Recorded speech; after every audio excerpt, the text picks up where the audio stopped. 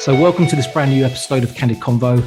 My name's Steve Dunkerley, and I'm delighted to welcome my special guest today, Steve McCrystal. How are you doing today, Steve? I'm doing great. Good to be with you here, Steve. That's good stuff. So let's start from the beginning.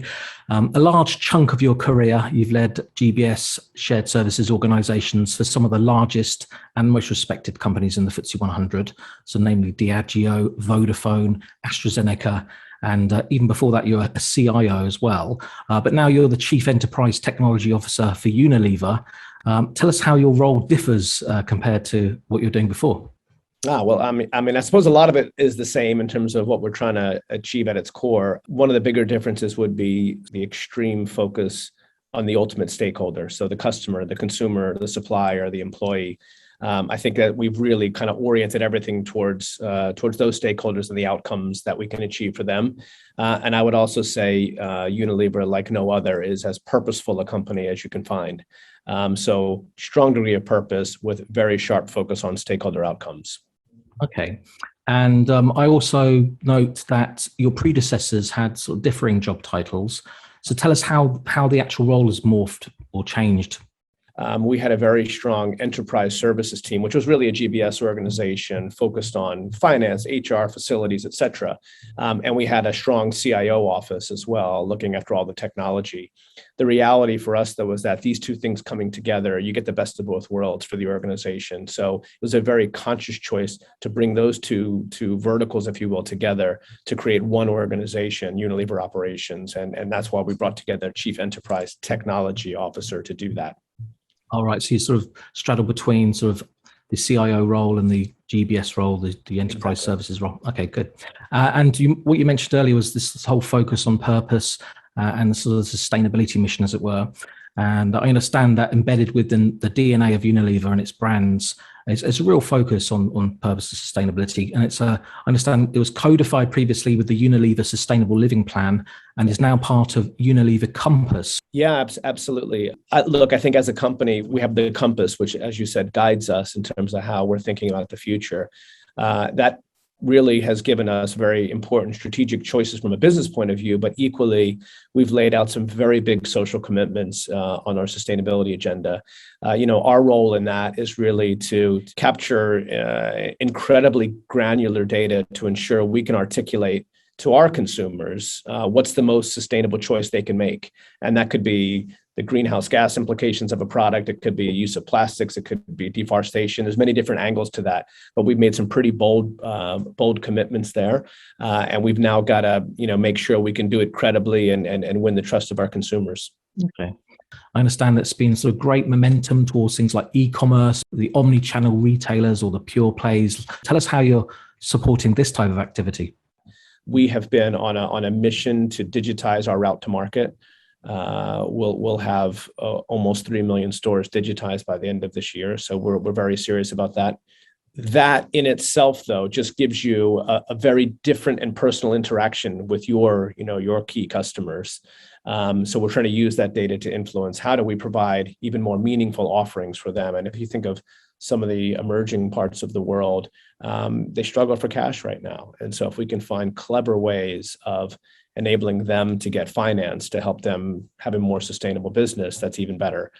So we're looking at it even from that angle, using the data that we have to kind of enable them to attract financing to drive a more sustainable business. But previously, a big focus was ZBB in the States. I know your predecessor, James Bruce, had actually that in his job title. But I understand now ZBB's morphed into what you call fuel for growth. Tell us about the fuel for growth. Fuel for growth for us is all about really creating capacity in the organization. And then, with the capacity, either resource or being more efficient, how can we take that and put it back into the business or to deliver on some of these sustainability initiatives? At the end of the day, the Fuel for Growth program hinges off of some of the similar principles as ZBB. Zero basing, looking at benchmarking, figuring out how do we run this in the most effective and efficient way possible. We're always hunting for that, for sure. So we'll always kind of keep those principles in play. I see. Okay. And looking specifically at technology, I recall, back in the day, there were multiple instances of ERP prior to the sort of the One Unilever program. So how's that progressing in terms of the way the ERP estate's managed? Yeah, look, I mean, we have been a big SAP shop for quite a long time. We pump through a couple €100,000 a minute through our SAP environment, so it's a crucial part of our ecosystem. We are right now in kind of the evaluation stroke planning phase for how do we move to S4. We see a real opportunity in doing that and helping us be really focused on the categories that we play in. On top of that, we've become very process minded around our ERP system, leveraging robotics, process mining, those kind of things. There's such rich information in your ERP system today. And I think we found that we haven't taken advantage of it. When you start to process mine, you start to realize all the things that go wrong in the system, that a little tweak here, a little tweak there, next thing you know, you're extracting a heck of a lot of value out of it. And so you're sort of engaged with a lot of the new kids on the block in terms of things like process mining? Yeah. I mean, there's quite a few. I mean, we do a bit of work with Celonis's of this world. We're also using ServiceNow quite heavily. We've got a little bit of all around the RPA folks. We kind of use a little bit of everybody, and that there's a very specific reason for that, because some of the processes that we do are outsourced, and so one of our partners might use a UI path really heavily, and so in that particular area, we'll kind of continue to use them. We internally use more automation anywhere, so we'll even mix and match depending on who we're partnering with. I guess that helps keep the vendors on their toes in terms of if you're finding success in one area, or you might even say to your outsourcing partner, look, seems to be working quite well internally, so have a look at this. Exactly. But I understand that you have a really big ecosystem of partners, right from sort of the Microsoft and Googles through to sort of the traditional BPO providers. Tell us a bit about the ecosystem at the moment. Yeah, we have, I would say, very special relationships with some of our key providers. If I look at a Microsoft or Google, we've got engineers talking to engineers, and that's what we always want when we talk about the big product guys. And when we do that, we really benefit because these companies, I would say, are almost a little bit envious of our focus on purpose. And they really, they want to join us on that. And so we've been super fortunate that while, yes, we're innovating together as it relates to the core processes we need to deliver for Unilever, they're willing to invest with us if we can help do something bigger on the sustainability front. So very strong relationships with the Microsofts, the SAPs, Googles of this world. And then equally, I should say, on the BPO side, if you will, which I kind of hate that phrase a little bit because I don't really think of us as really outsourcing. I think of it as partnerships. We do a lot of work with Accenture, a lot of work with Capgemini, a lot of work with Genpact, all great partners of ours. And what we try to do there wherever we can is have outcome-based relationships. That creates a level of partnership that's really helpful. Obviously, one of the things that's been a big issue recently, of course, is due to people working from home or working from anywhere, there's sort of can be a few challenges in the market. In such a dispersed community, how do we not have more cyber challenges? I think the problem we see a little bit is that people work from home. Maybe their guard gets let down a little bit as it relates to cyber and what they might or might not click on their home device and how connected is that to their work device. And so I think that's probably the area that kind of gives us the most excitement because bad habits can creep in. So we're trying to double down on communication awareness. We're a big supply chain company. We think about safety all the time. Cyber is something you should think about in terms of safety. We try to start many meetings off talking about those type of topics. But equally important is not only the prevention side, but it's planning for responding when it happens, because we're kidding ourselves if we think we're not going to have issues here. So really testing and retesting so that we're ready when we have an event is critical. And do you have specific partners in this space? Because it seems to be a big area for a lot of companies. We have loads of partners in this space. One that I would say that we're really doing some interesting work with is the Mandiant team and FireEye, where we have them kind of helping us on a always on sort of penetration mentality. So they constantly testing us, and which is challenging because you get a lot of noise when they're testing you, but constantly testing us. So because penetration testing is an interesting dynamic. The moment you've done it, it's almost out of date because things change in your environment so quickly. So you need to be thinking about it as a continuous play to make sure you're staying resilient, not just a one-off that you then remediate. Interesting. But also the other thing that I'm quite interested to hear from you about, Steve, is emerging technologies, what we call Horizon 3 technologies, which are going beyond the internal walls of a company, but extending to the ecosystem, for example. So things like blockchain. I mean, what's your take on sort of the Horizon 3 technologies? We're doing a tremendous amount of work on an AI and machine learning. I think we're pushing the boundaries on stuff and doing it with partners. But actually, in this place, I would say the partnerships that I'm talking about are really with our customers, the Walmarts, the Targets, the Asdas, Tesco's, working with them and just finding interesting dynamics in the data and how we can optimize together for the future. So that's a very strong focus for us. I'm probably in our world a little less excited on the blockchain front. It's a capability that demands scale, but yeah, I think where we really push hard on is on a serious amount of machine learning and advanced analytics capabilities. I would put our team up against most. We really have a strong muscle there.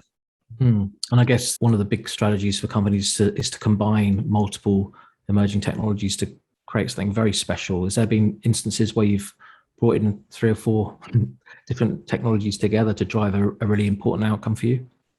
I would kind of go towards what the work we've been doing on Palm and thinking about deforestation, where we're using lots of geospatial. There's one thing to look at let's say a Google map and see what's happening to a forest. There's another thing to think about what's going on underneath the fauna of the forest. And so we've been taking a few very interesting pieces of technology together to think about, okay, what can we do here to really stem the tide on deforestation? Wow. And that just ties in nicely to the Compass plan that you have now. So all part of that. Excellent. So we've had a nice discussion. We've covered quite a few areas. Is there anything else that you want to particularly talk about, Steve? The only final thing, Steve, is what we can't miss. When we talked about an opportunity that came out of COVID, but what we can't miss is the importance on well-being of the employee. This is something that's really mindful. I mean, I don't know, anybody who's listening into this has a problem in the space today. It's just been a rough run for people for quite some time. And we're really we've been partnering with Microsoft on this a little bit too, in a kind of an innovative way to just see if we can sense where there's problems in the organization. There's lots of data we can anonymize. It looks at, how long people are working out of hour bands. What are they doing on email? What are they doing in Teams? What are they doing on video calls? And spotting hotspots where people look like they're really overstretched. And how do we then work with line managers to figure out, hey, look, this is what the data is telling us. Looks like we might have a burnout problem here. Let's be careful. And just make little interventions like that. There's so much data you have access to that you can use it effectively to just even consider areas where well-being might be a challenge for your employees. And I think all companies must be struggling with that right now. Yeah, I mean, it's. I guess it makes a lot of sense in your own role, because one of your responsibilities, I understand, is real estate and the 300 or so offices that Unilever has around the world. I mean, how do you see work from home progressing? Do you think there'll be more people moving back to the office in due course? Well, I'm in the office today. I'm happy to say I'm at a minimum doing 2 days a week. Probably will be something like 3 days a week, and we haven't made any formal commitments one way or the other on that. I certainly don't want to be home 100% of the time, and I certainly don't want to be in the office 100% of the time. And so I think we see a natural hybrid way of working going forward. It's tricky, though. It's one of those things that we have to work really hard at, because it's one thing when everybody's in the office, but when half is and half isn't, you've got to really think about how you run a meeting in a way that still draws collaboration amongst the team. For us, we though are big believers in the culture of Unilever and the purposeful nature of it, that we want people to come together to collaborate. So we're going to always fight for a bit of time to do that. Okay, well, thanks very much for your time, Steve. It's been great understanding, where things stand from a GBS and CIO perspective, how Unilever is progressing. Good to hear a bit about the work that you're doing to contribute to the Compass and the new generation of sustainable living plan for Unilever. And really interesting to hear about some of the emerging technologies that you're investing in and you're excited about. And but yeah, it's also great to hear about how you're supporting your employees and the stakeholders that matter, the customers and consumers and so forth. So thanks very much for taking time out. Hope you enjoyed the session. My pleasure. Great to be with you and the audience. And hopefully there's a couple of nuggets in here that will help somebody else. Sure will be. Well, thanks very much, Steve. All the best. Cheers. Thank you, Steve. Take care. Okay.